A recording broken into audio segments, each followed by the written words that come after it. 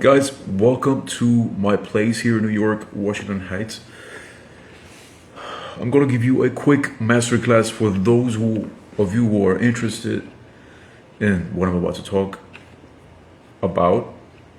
First of all, I hope you're all doing well. Greetings from New York. Very hot, New York. Okay, I've been wanting to discuss this topic for a long time. Today I have to learn some new tunes because tomorrow we are performing at Smalls. So you are all welcome to join tomorrow. I'm gonna play the late set. It starts around 11:45 p.m.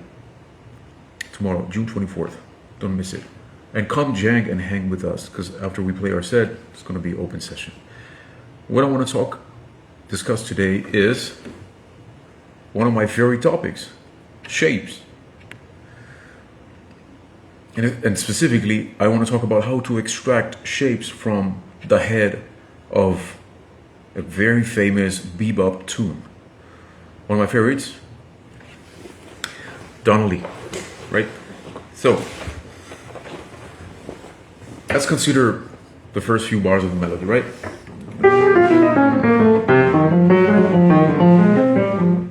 So there's enough material in just this, few bars. How do we extract shapes?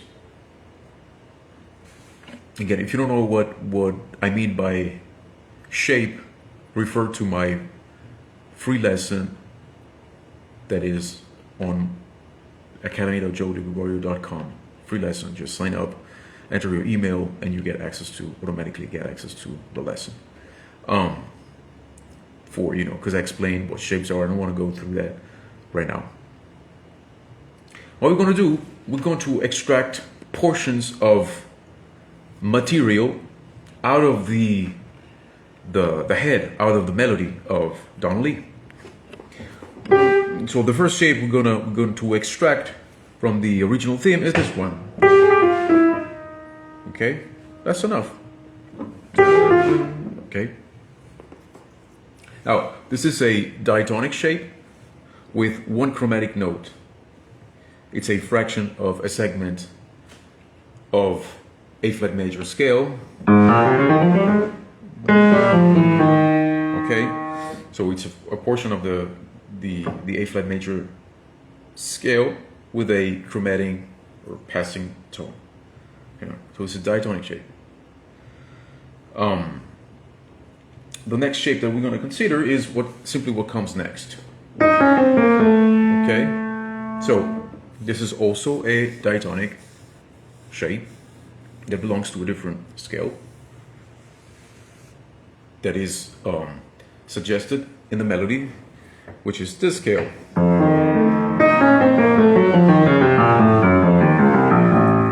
Okay, so it's a diatonic shape of, or we can consider a B flat minor harmonic scale.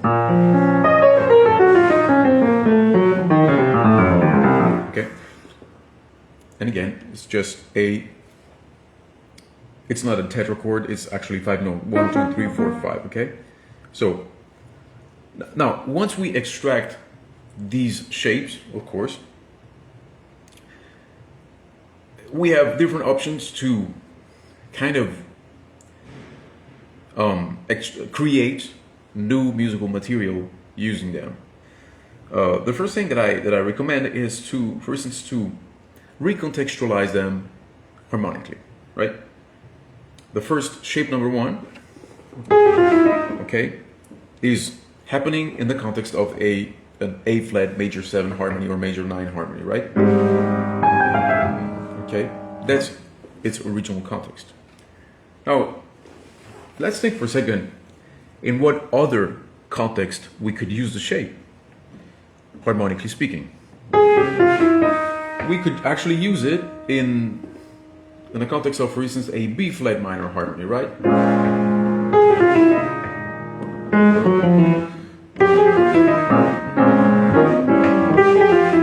Or we could use it as a pickup into a C minor 7 harmony.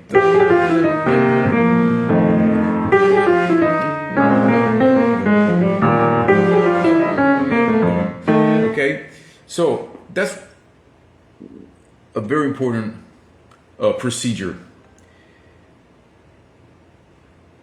which, you know, kind of helps us to rehear the original shape in a different context, harmonic context. It's going to open up new possibilities. It's going to inject new possibilities into our ears. Very important, okay? Because this music is first about hearing, or first about rhythm, and then second, it's about listening. Jazz is about listening. The jazz c'est l'écoute, okay? Another interesting context to harmonic context to recontextualize this shape would be probably a D flat major 7 or major 9 harmony. Right, fair enough. Okay. So now let's, you know, play around a little bit with this idea.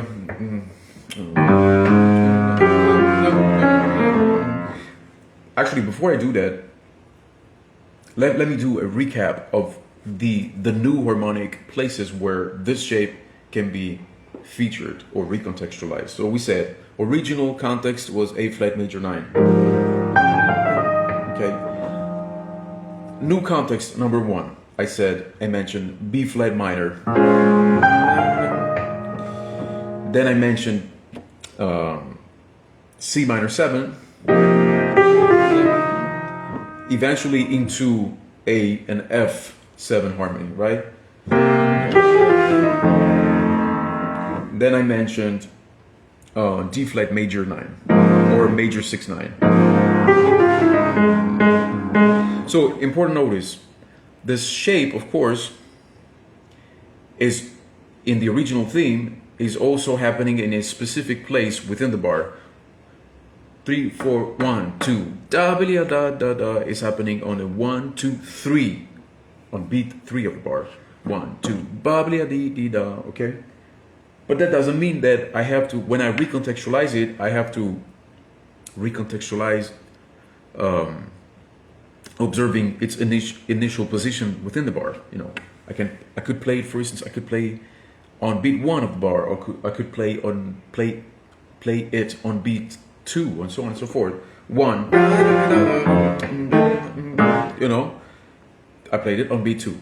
Okay, just as mentioned. So whenever we recontextualize a shape, we also can associate a rhythmical technique of variation, which I called displacement or motival shift, because we shift the rhythmic motive within the bar onto a different place. Okay. Now let's talk about the shape number 2 that I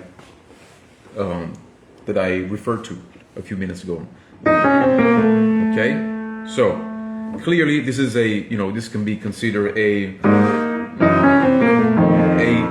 pickup shape. Why? 1, 2, li bi di di okay, so kind of it's a pickup that lands. It's a pickup shape that lands onto the third of a F7 dominant chord, F7 flat 9. We could imply this kind of harmony, right? Okay. So let's see in what kind of. Let's find out some interesting harmonic places where we could recontextualize shape number 2. Definitely, we could apply it to the G minor 7 flat 5 chord.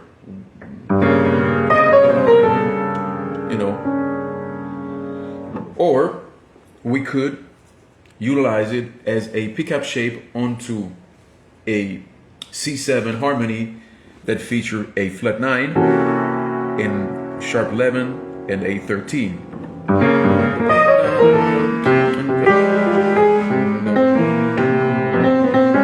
And so on and so forth. You see what I mean?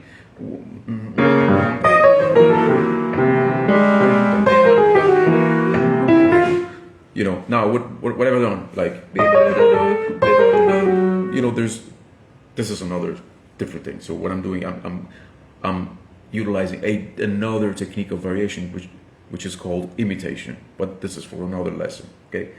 So again, let's see if there's any other place where we could utilize shape number 2, and there is. We could definitely feature shape number 2 in the context of a E flat harmony that features a flat 9, sharp 11. Okay.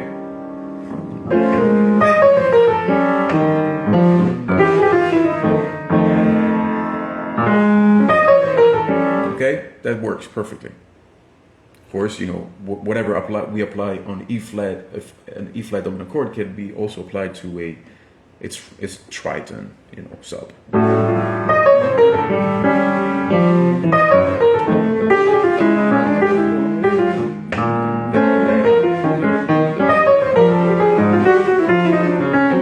Okay, so I'm getting carried away now because I want to play.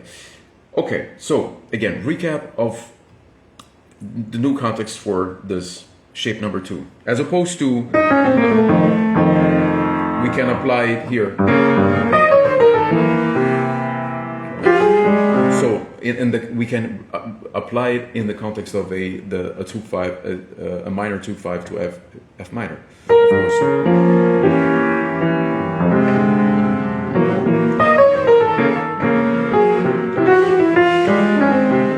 Okay, and so on and so forth. Third context, as we said, is going to be the E flat. Okay, be the E flat 7 dominant chord. Great. So what else can I mention? I think that's enough. So again, have fun discovering new places where you can, first of all, step number 1, extract shapes or fractions or fragments of the initial theme. You know. Then step number 2, see if you can come up with different harmonic contexts for those shapes. Step number 3 would be try to, you know, as much as you can, limit yourself or challenge yourself in trying to play a chorus simply using these 2 shapes, which is not easy.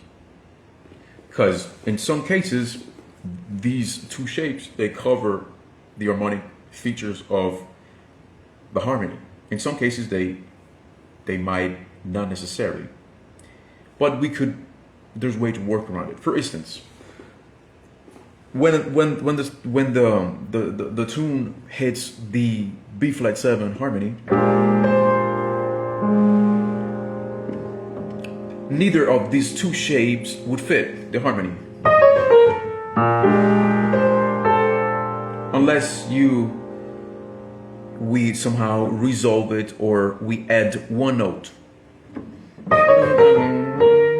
In this case, it could work onto a B flat 7 harmony. Let's try now shape number 1. So B flat 7 harmony. Of course, like you hear that in shape number 1, it's clearly not going to work in its original form because it's basically a pickup on E flat, which is the sus4 of the chord. So either we go from that sus4, we got to move to either the 3rd, okay, or we got to move it up to sharp 11. Then it would work. You see? So from a challenge, we have to somehow find new solution, new possibilities. Very interesting. So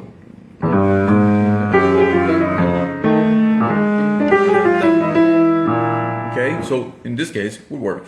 And we are still using shape number 1. Okay. Next section of the song. 1, 2, 3, 4.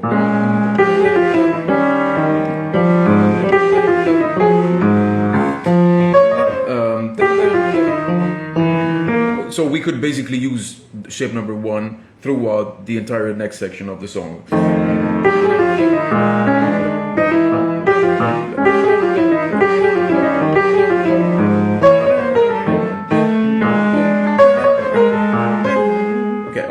same thing I did here, right? Of course, like, you know, shape number 2 wouldn't work, couldn't be applicable to a B flat 7 harmony. So we have to adjust it. A 1, 2. You see, we are adding one note, or I mean 2 notes, but you know, you understand it. We're not going to be rigid about this.